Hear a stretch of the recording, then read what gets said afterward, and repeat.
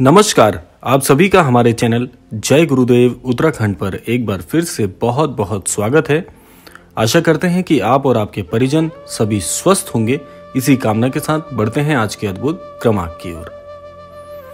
आज का ये अद्भुत क्रमांक आप सभी के प्रश्नों पर पूर्ण रूप से आधारित है। आप सभी के मिले जुले प्रकार के एक ही प्रश्न का ये संदर्भ है। प्रश्न में आप सभी एक ही बात की ओर बल देते हैं कि श्री महाराज जी को हम भला अर्जी कैसे लगा सकते हैं, अपनी बात महाराज जी तक कैसे पहुंचा सकते हैं। तो इसी संदर्भ में आज का यह अद्भुत क्रमांक है। तो आइए बिना देर किए हुए बढ़ते हैं आज के अद्भुत क्रमांक की ओर। बात करें यूं महाराज जी की, तो महाराज जी के बारे में जितनी भी बातें कही जाए, महाराज जी का जितना भी धन्यवाद करना चाहें उतना ही कम होता है। श्री महाराज जी की जो दयालुता है, श्री महाराज जी का जो प्रताप है और उनका जो आशीष है, वे कभी भी शब्दों में कहने योग्य नहीं बन पड़ता, क्योंकि आपके पास शब्दों की बहुत कमी हो जाती है महाराज जी के आशीर्वाद को, महाराज जी के आशीष को कहने में। और इसी संदर्भ में प्रत्येक व्यक्ति, प्रत्येक महाराज जी के अनन्य भक्त चाहते हैं कि हम अपने हृदय की बात महाराज जी तक कैसे पहुंचाएं।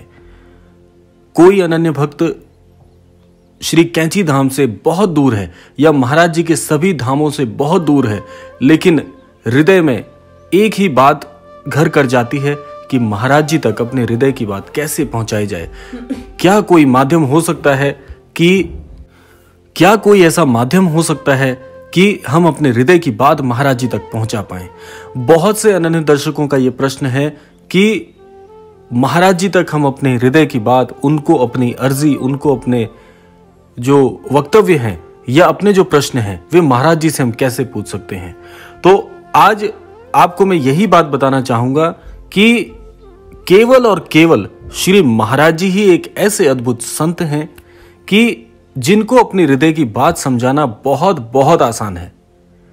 महाराज जी इतने दयालु हैं कि अपने भक्तों के हृदय की, उनकी स्थिति परिस्थितियों के बारे में स्वयं ही महाराज जी जानते हैं। आपकी जो भी परिस्थिति आज इस समय में है, महाराज जी उससे पूरी तरह से वाकिफ हैं। महाराज जी हर हाल आपका समझते हैं कि कोई अनन्य भक्त मुझसे मिलना चाहता है लेकिन उसकी व्यवस्था नहीं है, महाराज जी यह भी जानते हैं। कोई अनन्य भक्त शारीरिक रूप से पीड़ित है लेकिन हृदय में लालसा है कि महाराज जी के दर्शन हो जाएं, महाराज जी ऐसे भक्तों का भी हाल जानते हैं। कई भक्त ऐसे हैं जिनके पास साधन नहीं है या समय का अभाव है या आर्थिक रूप से कमजोर हैं, लेकिन महाराज जी से मिलना चाहते हैं, उनके दर्शन करना चाहते हैं, तो भी महाराज जी सब कुछ जानते हैं। तो बात आती है अर्जी की, तो आपको अर्जी लगाने के लिए कोई विशेष प्रबंध करने की आवश्यकता बिल्कुल भी नहीं है। यही बात मैं कहना चाहूंगा कि आपको किसी प्रकार का कोई ऐसा प्रबंध, कोई विशिष्ट कार्य, कोई विशिष्ट मंशा, इसकी आवश्यकता है ही नहीं। मैंने आपको कई क्रमांकों में एक बात बताई है कि महाराज जी केवल भाव के भूखे हैं। अगर आपके हृदय में महाराज जी के प्रति श्रद्धा है, भाव है और श्री महाराज जी के प्रति प्रेम है, बस यही आपकी अर्जी हो जाती है।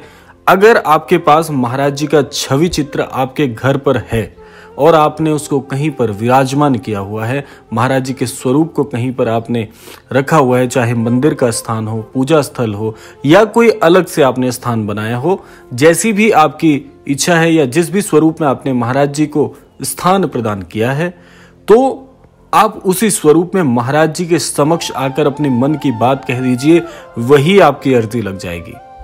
यही महाराज जी की अर्जी है कि अपनी बात आप उनके छवि चित्र के समक्ष, उनके विग्रह के समक्ष या कैंची धाम में, किसी भी धाम में जाकर कह दें, आपकी हर प्रार्थना महाराज जी तक पहुंचती है। इसका एक उदाहरण मैं आपको और बता दूं, ये स्वयं महाराज जी के वाक्य हैं कि कोई भी अनन्य भक्त, बहुत ध्यान से सुनिएगा इस बात को, आपके प्रश्न का उत्तर आपको इसी वाक्य में मिल जाएगा। महाराज जी का यह अद्भुत वाक्य है कि कोई भी अनन्य भक्त मेरे किसी स्वरूप के समक्ष, चाहे वह छवि चित्र हो, चाहे स्वरूप हो या विग्रह हो, किसी भी स्वरूप में कोई भी अनन्य भक्त मेरे समक्ष आकर कोई भी बात कहता है, कोई प्रार्थना करता है तो उस पर व्यक्तिगत रूप से मैं विचार करता हूं और वे प्रार्थना मुझ तक पहुंच जाती है स्वतः ही। ये महाराज जी के वाक्य हैं। तो इस वाक्य से आप यह समझ सकते हैं कि कोई भी विशिष्ट प्रकार से अर्जी या कुछ भी आपको अलग से करने की जरूरत नहीं है। महाराज जी बड़े दयालु हैं, बड़े भोले हैं महाराज जी, कि आपको केवल और केवल प्रेम और श्रद्धा भाव से अपनी बात महाराज जी के समक्ष कह देनी है और समझ लीजिए आपकी अर्जी महाराज जी तक आसानी से पहुंच गई। बस इतना सा कार्य है। लेकिन फिर भी मैं आपको एक बात कहूंगा कि संकोचित मत होइएगा। आप हृदय में संकोच कर कर अपनी बात नहीं रख पा रहे हैं तो आप बहुत भूल कर रहे हैं। महाराज जी बड़े दयालु हैं। आप हृदय खोलकर, जैसे अपने माता पिता से आप बात करते हैं, जैसे गुरुजनों से आप बात करते हैं, ऐसे ही आप अपने शब्दों में महाराज जी के समक्ष अपने हृदय की बात खोलकर रख दीजिए और बाकी सब कुछ महाराज जी के ऊपर छोड़ दीजिए। महाराज जी सब कुछ जानते हैं। महाराज जी कहते हैं, ये भी महाराज जी का वाक्य है कि चिंता मत कर, हमने कह दी चिंता मत कर। अपने अनन्य भक्तों से महाराज जी जो भी महाराज जी के समक्ष चिंतित होकर या किसी भी परेशानी में होकर महाराज जी के समक्ष जब आते थे तो महाराज जी का ये वाक्य उनके लिए होता था कि चिंता मत कर, हमने कह दी चिंता मत कर। इसका आशय है कि महाराज जी के समक्ष कोई बात आपने कह दी तो आपको चिंता मुक्त हो जाना चाहिए।